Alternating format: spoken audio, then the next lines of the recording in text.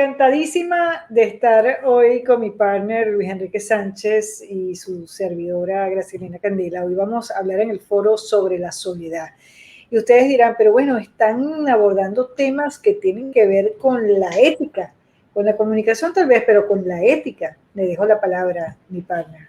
No, bueno, es que al final de cuentas, dentro de los aspectos de la ética, dentro de los aspectos de la comunicación, este tipo de conceptos son relacionados de cierta manera para poder entender o conocer mejor a las personas, para poder entender y conocer mejor la forma en cómo tiene uno que acercarse para conectar, para no conectar, para en algún momento respetar muchas veces. Entonces, pues estos temas que se les puede llamar abstractos, pues nos sirven como conversatorio, ¿no?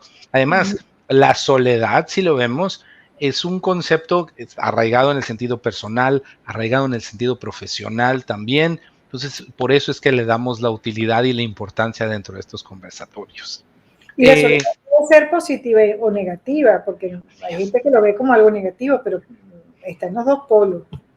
Totalmente de acuerdo. O sea, si analizamos la soledad en un sentido negativo, o sea, como esa percepción de un individuo de carecer de relaciones interpersonales, que lo hace sentir aislado, obviamente, pues dices, ay, se toma más en un sentido negativo.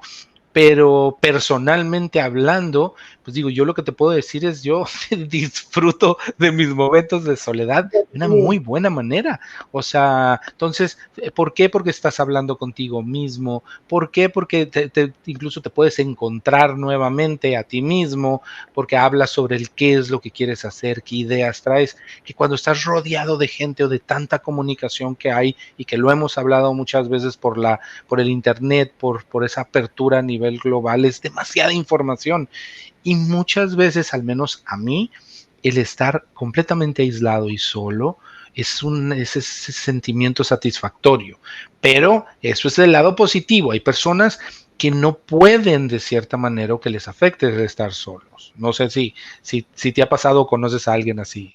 Bueno, fíjate que hay una gran diferencia entre la soledad y el aislamiento forzado. Yo creo que la soledad es un proceso de aceptación contigo mismo, porque cuando tú estás solo y te aceptas y te sientes cómodo, es un paso muy importante en tu equilibrio emocional. ¿Por qué? Porque hay gente que no quiere estar sola y no se encuentra a sí mismo. Y es importantísimo hacer unas pausas en el día para, primero, bueno, no solamente planificar todo lo que tienes que hacer, sino cómo amaneciste, cómo están tus emociones, ¿sabes? Darte una palmadita y un cariñito. Eh, es algo que yo a veces veo que incluso hay gente que no solamente no quiere estar sola, sino que de repente tú pones la música a todo volumen y no se escucha. Entonces, la soledad es un proceso que justamente te invita a autoescucharte. Y creo que vuelvo a tocar los temas psicológicos que lo abordamos en nuestro foro, pero es que es importantísimo, porque en el proceso que tú te encuentras contigo mismo, en ese proceso todo te va bien en la vida. O sea, siempre te vas a conseguir pormenores o procesos, porque eso forma parte de la vida en general. Pero el encontrarte contigo en la soledad es un paso magnífico para decirte que estás bien, aunque parezca lo contrario. Sí, no, de acuerdo contigo. Y en el sentido empresarial también el hecho de entender a la gente sobre si ven o se sienten en el concepto de soledad, se sienten bien con la soledad o no se sienten bien con la soledad, es un factor muy importante para ver cómo los integras dentro de la cultura de una empresa. Hay muchas personas que no saben trabajar en equipo o no les gusta trabajar en equipo, prefieren trabajar solos. Entonces hay que ir identificando esas características dentro de las personas. Si hay personas que de cierta manera ven la soledad, como bien lo definías tú, y que se sienten aislados, que se sienten abatidos, inquietos en un sentido negativo, pues hay que ver en su momento el cómo los puedes ayudar en el sentido de la empresa para que estén acompañados, para que estén guiados, para que haya alguien a quien tengan que ir, no que tengan, que puedan ir a comunicar cualquier tipo de inquietud que pudieran tener. Y Pero eso eso no los es hace más fácil, pero proactivos. eso no es fácil. Para recursos humanos No, no es fácil porque yo, por ejemplo, tuve una pareja que es todo lo contrario a mí. Es una introspección, prefiere chatear que hablar muchas veces. Y yo al final decía, bueno, pero es mi pareja, ¿no? Sí, pero era una cosa que, bueno, yo aprendí de su manera de ser, o sea, y es una persona que yo, por ejemplo, puedo hablar de lo que sea, porque fue una parte de mi oficio, pero es todo lo contrario, o sea, es una persona que más bien está en un silencio y analiza y luego entonces es que actúa, ¿no? Y ejecuta. Y eso en el trabajo no es fácil, porque ya eso viene como una conducta o un hábito aprendido. Entonces, ¿cómo tú le modificas eso a la persona? muy lentamente y con mucha constancia y paciencia. O sea, primero identificas las características de la persona y luego vas trabajando en base a cuáles son las situaciones y cuáles son cuál es el ecosistema que convierte a esa persona más proactiva.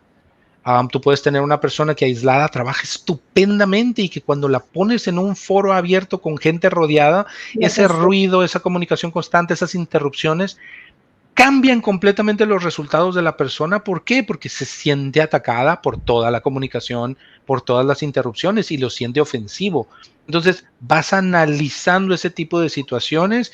Yo creo que por eso también las empresas, pues es percepción mía, por eso las empresas ahorita, si te fijas, muchas de ellas han cambiado al esquema abierto, ya no tanto de oficinas, hacen esa combinación, unos oficinitas o salones o incluso cabinitas de teléfono para tener las reuniones, pero ya son espacios abiertos y cada quien se puede ir a una mesa, a una salita, a la terraza, con la finalidad de que cada quien encuentra esa mejor forma de trabajar. Y si te fijas a lo que te estoy diciendo, vas a encontrar todas esas personalidades que estamos hablando si te das la vuelta en alguno de esos ambientes. Ves a las personas que trabajan en equipo y que les gusta estar en conjunto y que hacen una charla y luego se regresan a trabajar y continúan y son proactivas. Y quienes en su momento es, no, necesito concentrarme, necesito aislarme y vamos trabajando en eso para ser proactivas. Ahora, no necesitas irte a los extremos, ¿eh? Muchas veces puedes caer dentro de ambos sentidos o de muchos sentidos, pero es la situación o la circunstancia a la que te lleva a querer estar acompañado, querer estar aislado, querer estar en algún momento solo. Tú sabes que cuando yo era reportera me pasó eso justamente. Yo necesitaba tener tranquilidad para poder escribir, pero la fiesta cada vez que existía todas las tardes, cuando todos mis compañeros llegaban de la calle, eso era una fiesta, eso era un bochinche. Entonces, o te adaptabas o te ibas, o sea, porque eso era, uno gritaba, uno echaba un chiste del otro, bueno, ¿qué te puedo decir? Hasta bailaba en la mesa, o sea, era comiquísimo, era buenísimo, ¿no? Pero al final tenías que hacer tu trabajo. Claro. Y fue buenísimo porque déjame decirte que yo puedo escribir, o sea, donde sea en este momento, exista ruido, bulla, música, lo que sea, yo me concentro y hago mi trabajo. Sí. Pero eso me lo dio el haber estado con ese grupo, porque al final, bueno, o me adaptaba o cambiaba de profesión, o sea, ni modo, ¿no? Ahora, fíjate que de la soledad hay algo importantísimo que nos invita a la reflexión, que no lo hemos mencionado. Y, y eso puede ser una gran oportunidad para desarrollar incluso tu independencia emocional. Creo que la soledad, a veces yo escucho las canciones de amor y es, tú sabes, ese despecho y la soledad, y bueno, y tú eres el amor de mi vida porque me muero por ti, ¿no? Entonces he aprendido con el tiempo que las palabras tienen un valor enorme y Sí. cada vez que pronuncio una palabra, evalúo esa palabra porque tiene digamos, un condicionante emocional. Y la soledad igual, la soledad creo que es un espacio importantísimo, incluso que debemos como que educar a nuestros hijos a que tengan ese espacio en soledad, a menos que sea la adolescencia, ¿no? Porque la adolescencia quieren estar solos todo el tiempo, me está pasando con mi hijo. Pero ahorita, por ejemplo, fíjate, mi hijo quiere ser independiente, siente que quiere tener 18 años, pero tiene 13. Pero me pasó una cosa muy bella esta semana y fue que yo estoy divorciada y una semana le toca con su papá y una semana le toca conmigo, ¿no?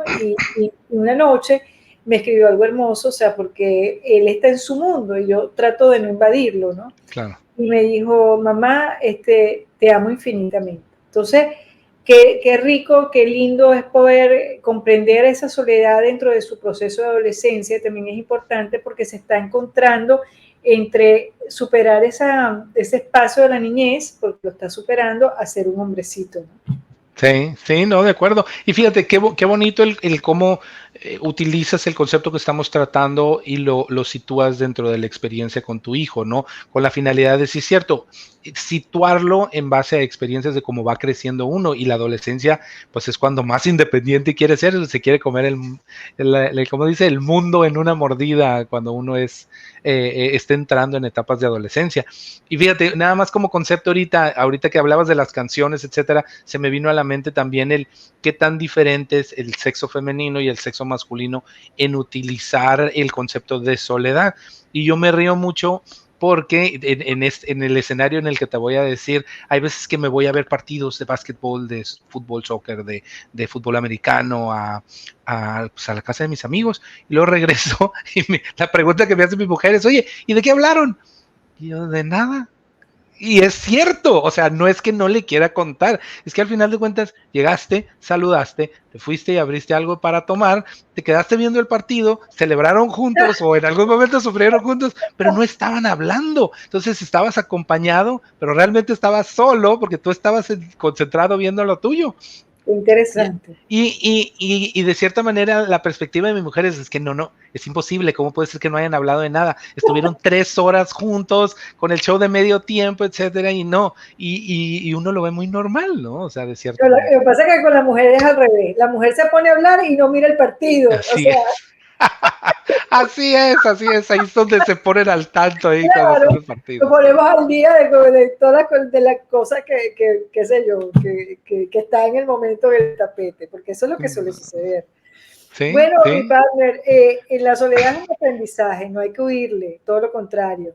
Y no hay que atormentarse con la música que muchas veces la gente no quiere como que escucharse. Yo creo que lo más hermoso de la soledad, vuelvo a repetir lo que dije al comienzo, es que cuando tú estás en soledad y estás bien, eso es un detonante magnífico para saber que estás en equilibrio en ese momento de tu vida y que las cosas marchan perfectamente.